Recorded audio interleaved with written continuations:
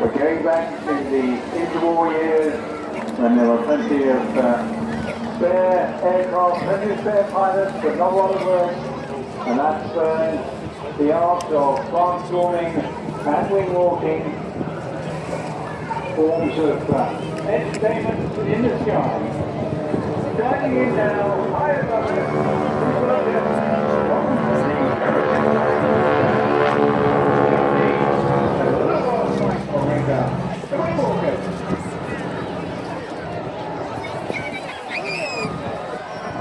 yeah, they go up, down, and they do the start and a form and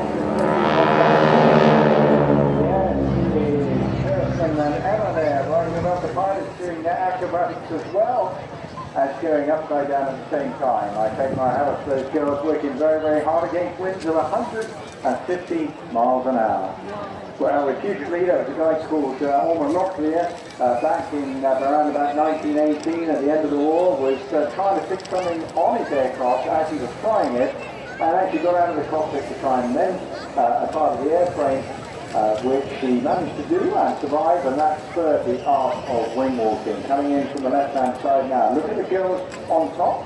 They'll be going through various formations of their own, irrespective of what the two pilots gave. Barrel at the front, Brian Corns behind him, and there on comes that friendly environmental smoke as well, just looking terrific. And look at the colour schemes as well, down painted in their own brand.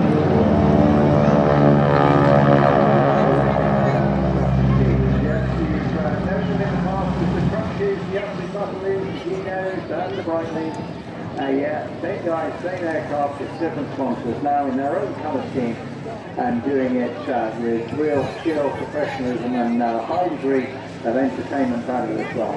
Fantastic bit of flying, great aircraft for Stearman, the backbone of training of many, literally thousands of pilots during the interwar years. Very strong aircraft, lovely open cockpits, two large cockpits. You'll see the pilots are flying in the rear of those cockpits. We'll drop in and out of the intercom and in a few moments saying, and just see what they come up with. Let's listen out today.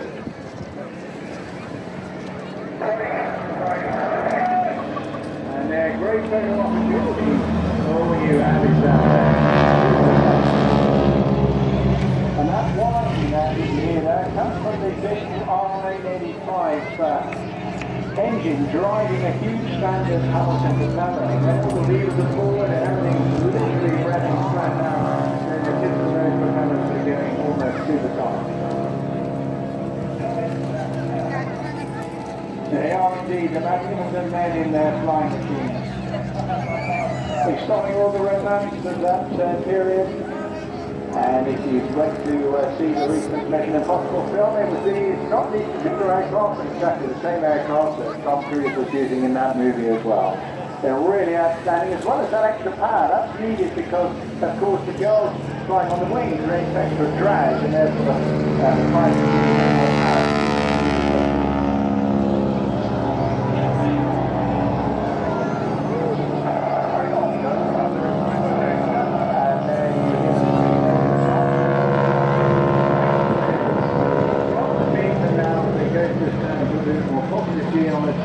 The girls just casually waving their arms and doing their exercises on a little rig. They're all strapped in, of course, to that rig, but later on in the display they will unstrap and move around the tops of the wing. So as well as an extra powerful engine and propeller, these aircraft are also fitted with an additional pair of ailerons as well that have to turn the aircraft. Oh, look, another great photo opportunity coming up to the hills and lying down. And they're pulling the shot down. Just behind us there, absolutely the progress of Green World against those fantastic colour schemes in the blue sky. Really, really terrific stuff indeed. Well, unsurprisingly, they spend hours practicing this, and the girls do have a little safety strap on. Not much though, and it takes a great deal of trust and a fair bit of courage as well to be doing this. But in the hands of two very accomplished and experienced pilots, Very competitive thing as well. If you want to get a job as a wing walker, gosh, that's a tough one to stop. There's the smoke coming on. That's also very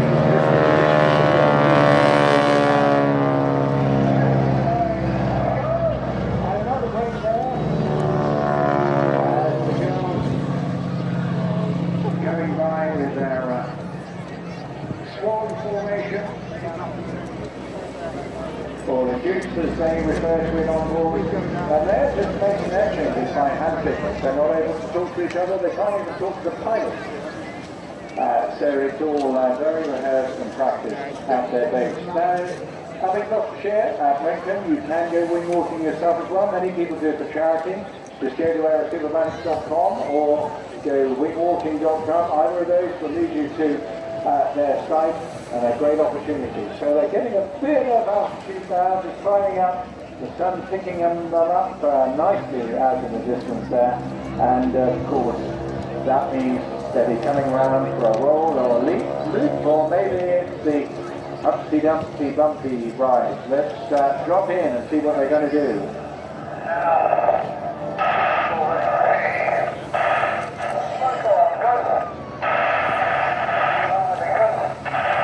And they're diving down, and oh dear, the blood rushes to their heads as they do this.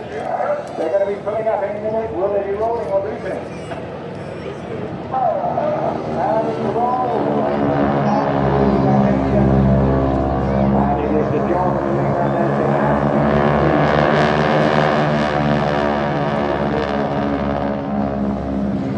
The other side upside down. Swinging, you see, as they change the formation there, they just swing all the way around on their harnesses. And the girls predominantly from a circus or ballerina or dancing or acrobatic background. And there's a very competitive slot performance. But they advertise a whole team of them. They run the administration and activities back at base, and they're not doing air displays around the country.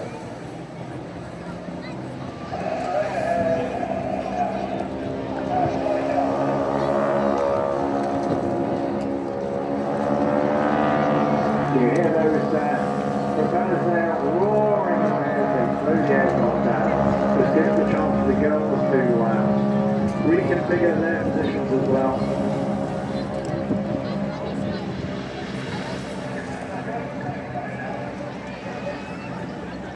Oh, just a fantastic sight. Absolutely perfect. Looking good for the Red Arrows as well, eh? What a great evening. Coming back into what's called echelon now. Brian is tucking his aircraft to low and to one side. The girls first come on top.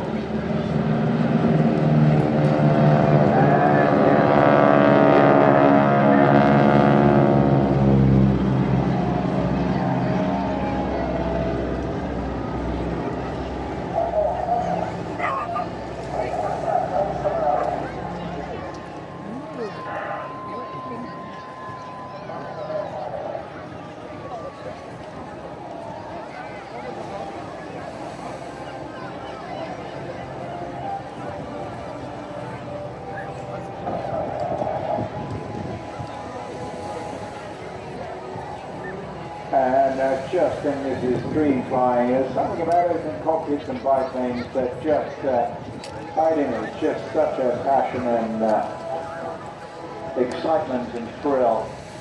Those years, we're looking back to almost 100 years of the history of these aircraft. Wonderful sight. The girls now changing formation on the top of the wings at the same time.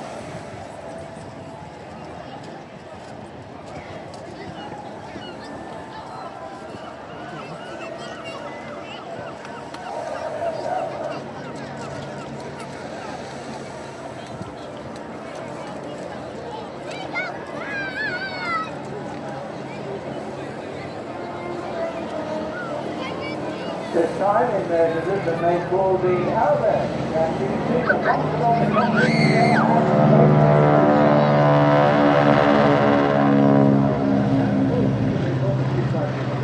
Right in front of the pilot's nose.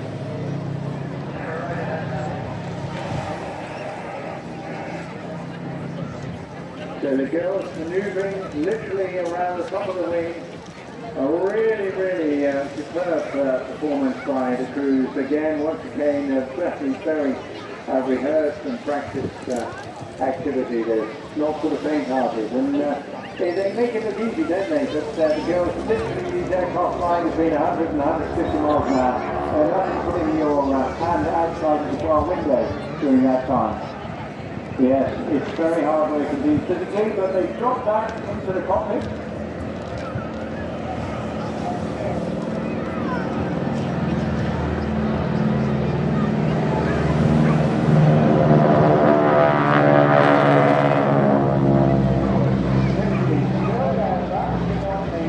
And look at the agility of the girls there with the other leg literally reaching to the sky.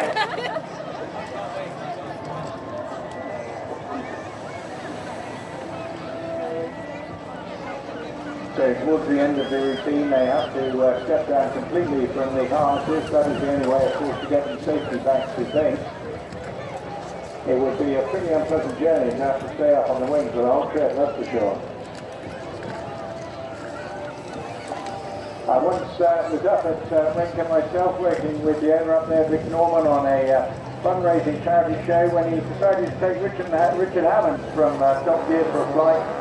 And then just as we got out on an enormous rainstorm came upon us, and it was hugely amusing for most of us except for Richard Hammond, who's got off the top of the wing absolutely like a drowned rat. So you can do it as well, but always choose the sunny day if you can. And now here they come, give them a massive wave by left to right.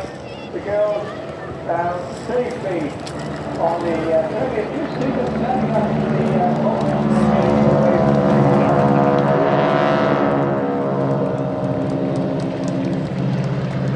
I'm not sure whether we get another flight off for them. I'm just listening.